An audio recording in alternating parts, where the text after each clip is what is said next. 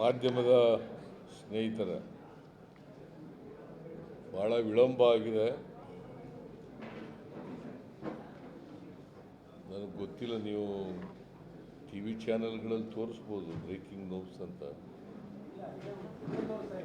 ಪತ್ರಿಕೆ, electronic, print ಮೀಡಿಯಾದವ್ರಿಗೆಲ್ಲ ಕಷ್ಟ. ಭಾಳ ನಾನು ಭಾಳ ದಿನಗಳ ನಂತರ ಮೈಸೂರು ಜಿಲ್ಲಾ KDP ಮೀಟಿಂಗನ್ನು ಮಾಡಿರ್ತಕ್ಕಂಥದ್ದು.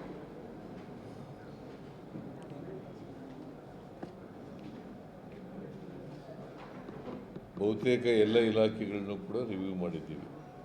1 ಗಂಟೆಗೆ ಶುರುವಾಗಿ ಇಷ್ಟೊತ್ತು ತನಕ ನಡೆದಿದೆ.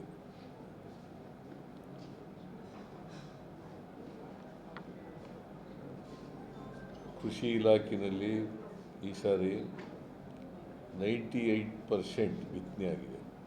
ಮುಂಗಾರಿನಲ್ಲಿ 98% ಬಿತ್ತನೆ ಆಗಿದೆ. ಕೆಲವು ಹೋಬಳಿಗಳಲ್ಲಿ ಮಾತ್ರ ಮಳೆ ಆಗಿಲ್ಲ ಅಷ್ಟೇ.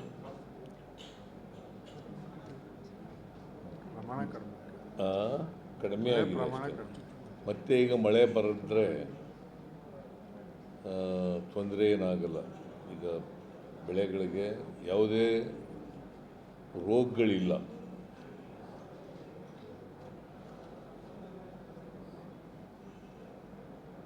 ಕುಷ್ಕಿ ಬೆಳೆ ಸೆಪ್ಟೆಂಬರ್ನಲ್ಲಿ ಸ್ವಲ್ಪ ಮಳೆ ಕಡಿಮೆ ಆಗಿದೆ.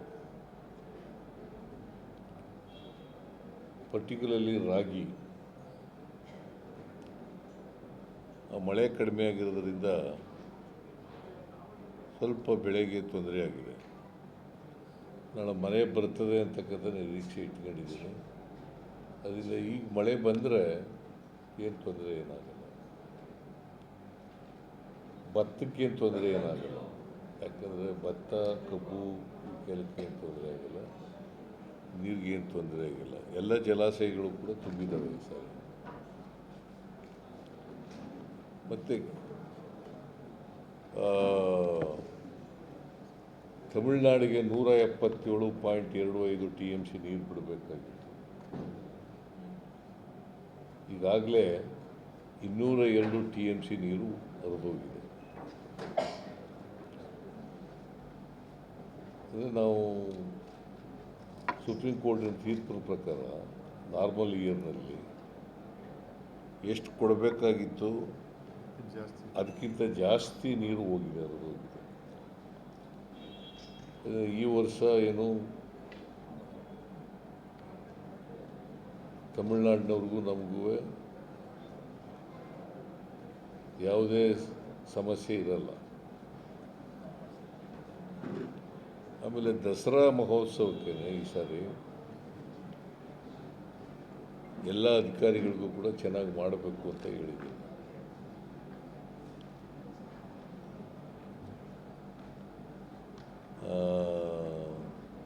ರಿಂಗ್ ರೋಡು ಮತ್ತು ಎಲ್ಲ ರೋಡ್ಗಳು, ಬೆಂಗಳೂರು ಮೈಸೂರಿಗೆ ಬರ್ತಕ್ಕಂಥ ರೋಡ್ಗಳು ಎಲ್ಲವೂ ಕೂಡ ಮೋಟಾರಬಲ್ ರೋಡ್ ಇರಬೇಕು. ಮೋಟಾರಬಲ್ ರೋಡ್ಸ್ ಆಗಿರಬೇಕು. ಮತ್ತು ರಿಂಗ್ ರೋಡ್ನಲ್ಲೆಲ್ಲ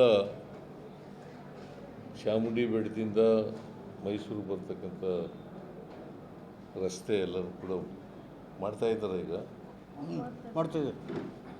ಅದನ್ನು ಮಾಡಬೇಕು ಅಂತ ಹೇಳಿದ್ದೀನಿ. ಹಿಂದೆನೇ ಬಂದಾಗ ಹೇಳಿದ್ದೆ, ಅದನ್ನು ಹೇಳಿದ್ದೀನಿ. ಮತ್ತು ಎಲ್ಲ ಪಾರ್ಟ್ ಹೋಲ್ಸ್ಗಳನ್ನೂ ಕೂಡ ಮುಚ್ಚಬೇಕು ಅಂತ ಹೇಳಿದ್ದೀನಿ. ವಿದ್ಯುತ್ ಶಕ್ತಿ 3ನೇ ತಾರೀಕಿಗೆ ನಾವು ಉದ್ಘಾಟನೆ ಮಾಡಲಿಕ್ಕೆ ರೆಡಿಯಾಗಿರಬೇಕು ಅಂತ ಸೂಚಿಸಿದ್ದೀನಿ. 3ನೇ ತಾರೀಕು ಬರ್ತೀವಲ್ಲ, ಅವತ್ತೇ ರೆಡಿಯಾಗಿರಬೇಕು ಅಂತೆಲ್ಲ ಸೂಚಿಸಿದ್ದೀನಿ. ಆಮೇಲೆ ಪೊಲೀಸ್ನವ್ರಿಗೆ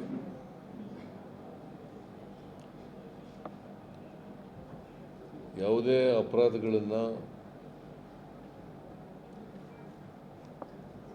prevention is better than cure ಆಗಬೇಕು ಅಂತ ಅನ್ನೋ ರೀತಿಯಲ್ಲಿ ಹೇಳಿದ್ದೀನಿ. ಈಗ ನಾಗಮಂಗಲದಲ್ಲಿ ಇತ್ತೀಚೆಗೆ ಗಣೇಶನ ಬಿಡುವಾಗ ಗಲಾಟೆ ಆಯಿತು. ಪೊಲೀಸ್ನವ್ರು ಫೇಲೂರಿಂದ ಆದ್ದು.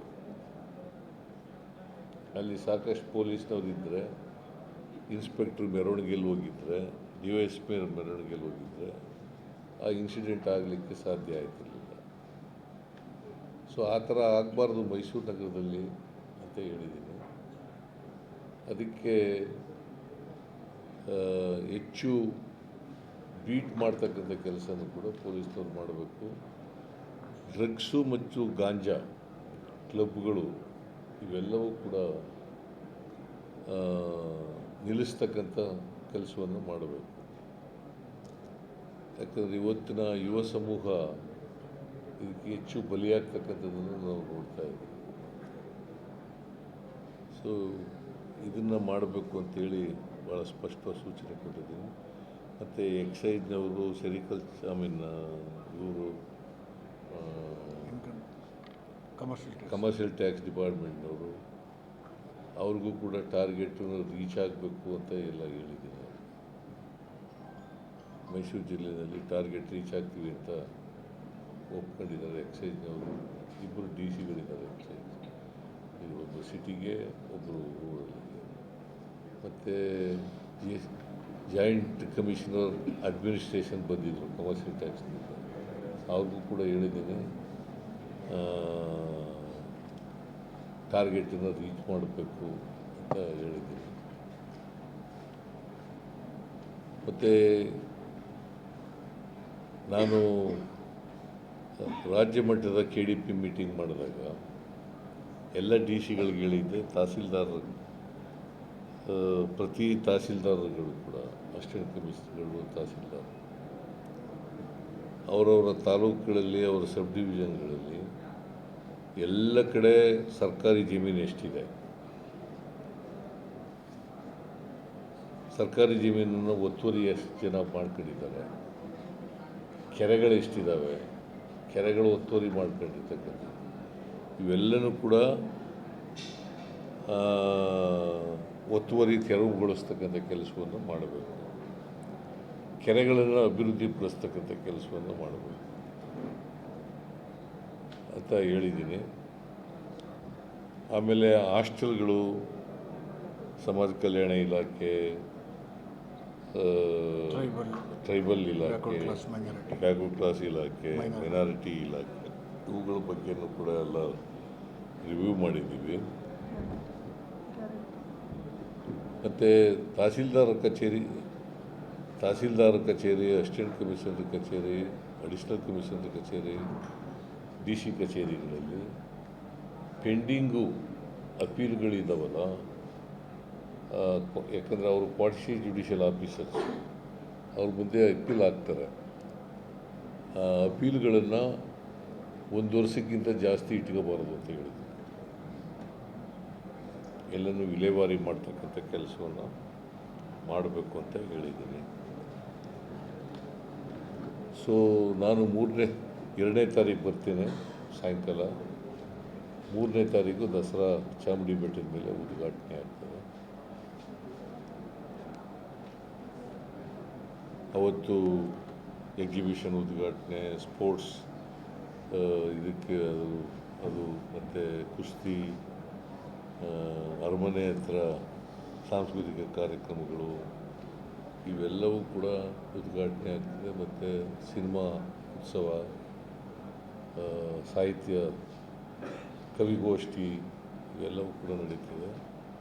ಈಗಾಗಲೇ ನಮ್ಮ ಡಿಸ್ಟ್ರಿಕ್ಟ್ ಇನ್ಚಾರ್ಜ್ ಮಿನಿಸ್ಟ್ರು ಅನೇಕ ಮೀಟಿಂಗ್ಗಳನ್ನು ಮಾಡಿ ತಗೊಂಡಿದ್ದಾರೆ. ಈ ಸಾರಿ ನಿಮಗೆಲ್ಲ ಗೊತ್ತಿದೆ, ಹಂಪ ನಾಗರಾಜಯ್ಯನವರು ದಸರಾ ಉದ್ಘಾಟನೆ ಮಾಡ್ತಾರೆ. ಸೊ ನಾನು ಕೂಡ ಭಾಗವಹಿಸ್ತಾ ಇದ್ದೀನಿ.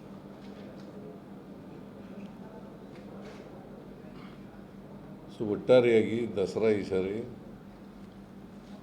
ಭಾಳ ಚೆನ್ನಾಗಾಗಬೇಕು, ಜನರ ಉತ್ಸವದ ರೀತಿ ಆಗಬೇಕು, ಜನರ ಉತ್ಸವದ ರೀತಿ ಮಾಡಬೇಕು ಅಂಥೇಳಿ ಜಿಲ್ಲಾಧಿಕಾರಿಗಳಿಗೆ, ಪೊಲೀಸ್ನವ್ರಿಗೆ, ಮತ್ತು ಪ್ರವಾಸೋದ್ಯಮ ಇಲಾಖೆಯವ್ರಿಗೆ, ಮತ್ತು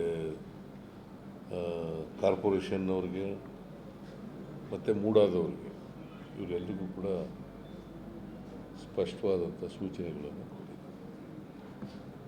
ಸೊ ಬೈ ಆ್ಯಂಡ್ ಲಾರ್ಜ್ ಇವು ಇವತ್ತು ನಾನು ಕೊಟ್ಟಿರ್ತಕ್ಕಂಥ ಸೂಚನೆಗಳು, ಸಲಹೆಗಳು.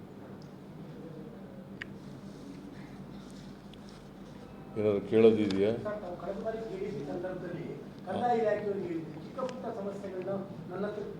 ಈಗಲೂ ಹೇಳಿದ್ದೀನಿ. ಈಗ ಮಾಡ್ತಾ ಇದ್ದಾರೆ, ಇನ್ನೂ ಇಂಪ್ರೂವ್ ಆಗಬೇಕು.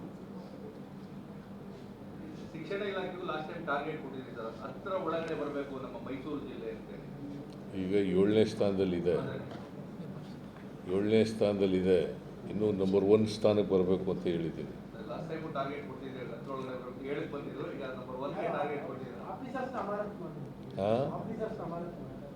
ಆಫೀಸರ್ಸು ಯಾರನ್ನಾರು ಅಮಾನತು ಮಾಡಿದ್ರಾ ಅಂತ ಸರ್? ಇಲ್ಲ ಇಲ್ಲ, ಎಲ್ಲ ಕರೆಕ್ಟಾಗಿದೆ. ಅಮಾನತ್ ಮಾಡಿಲ್ಲ. ಎಲ್ಲಿ ವಾರ್ನಿಂಗ್ ಕೊಟ್ಟಿದ್ದೀನಿ, ವಾರ್ನಿಂಗ್ ಕೊಟ್ಟಿದ್ದೀನಿ, ಅಮಾನತ್ ಮಾಡಿಲ್ಲ.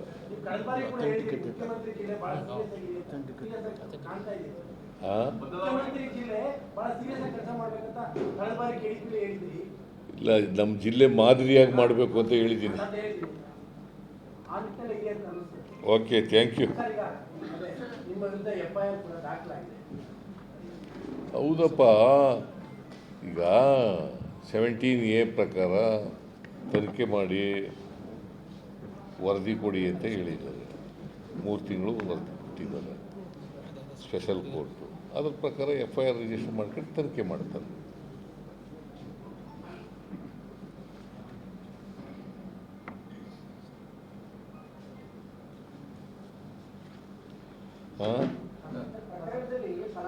ಈಗ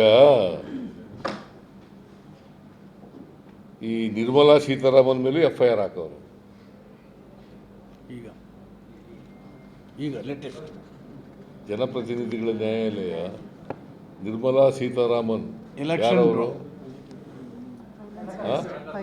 ಕೇಂದ್ರ ಹಣಕಾಸು ಸಚಿವರು ಮತ್ತು ಅವ್ರ ಮೇಲೂ FIR ಹಾಕೋರು. ಚುನಾವಣಾ ಬಾಂಡ್ ಮೂಲಕ ಹಣ ಸಂಗ್ರಹ ಮಾಡೋದ್ರ ಕುರಿತು ಚುನಾವಣಾ ಬಾಂಡ್ ಮೂಲಕ ಸುಲಿಗೆ ಮಾಡ್ತಿದ್ರಲ್ಲ, ಅದ್ರ ಮೇಲೂ FIR ಹಾಕೋರು. ಈಗ ಇವತ್ತು ಈಗ ಬಿಜೆಪಿ ಅವರ ರಾಜೀನಾಮೆಗೆ ಒತ್ತಾಯಿಸ್ತಾರೆ ಅಂತ. ಆ ಬಿಜೆಪಿ ಅವರೇ ಅವರ ರಾಜೀನಾಮೆಗೆ ಈಗ FIR ಆದ್ಮೇಲೆ ಅವರು ಕೊಡ್ಬೇಕಲ್ಲ ರಾಜೀನಾಮೆನ. ಬೆಳಿಗ್ಗೆ ಕೇಳಲಿ, ರಾಜೀನಾಮೆ ಕೊಟ್ಬಿಡು ಅಂತ ಕೇಳ್ತಾರೆ. ಬೆಳಿಗ್ಗೆ ನಾನು ಹೇಳಿದ್ದೆ ಇದನ್ನು ನಿಮಗೆ, ಬೆಳಿಗ್ಗೆ ಈ ವಿಷಯನ ಹೇಳಿದ್ದೆ ನಿಮಗೆ. ಈಗ ನನ್ನ ಕೇಸ್ನಲ್ಲಿ, ನಮ್ಮ ಕೇಸ್ನಲ್ಲಿ ಲೋಯರ್ ಕೋರ್ಟ್ನವರು ತೀರ್ಮಾನ ತಗೊಂಡಿದ್ದಾರೆ, ಸ್ಪೆಷಲ್ ಕೋರ್ಟ್ನವರು. ಈ ರಾಷ್ಟ್ರಪತಿ ಅಲ್ಲ, ಇವರು ರಾಜ್ಯಪಾಲರು 17A ಎಂಕ್ವೈರಿ ಮಾಡಿ ರಿಪೋರ್ಟ್ ಕೊಡಿ ಅಂತ ಹೇಳಿದ್ದಾರೆ. ಅದರ ಆಧಾರದ ಮೇಲೆ ಕೆಳಗಡೆ ಇಲ್ಲಿ ಕಂಪ್ಲೇಂಟ್ ಹಾಕಿದ್ರಲ್ಲ, ಅವರು 3 ತಿಂಗಳಲ್ಲಿ ರಿಪೋರ್ಟ್ ಕೊಡಿ, ತನಿಖೆ ಮಾಡಿ ರಿಪೋರ್ಟ್ ಕೊಡಿ ಅಂತ ಹೇಳಿದ್ದಾರೆ. ನಿರಂತರವಾಗಿ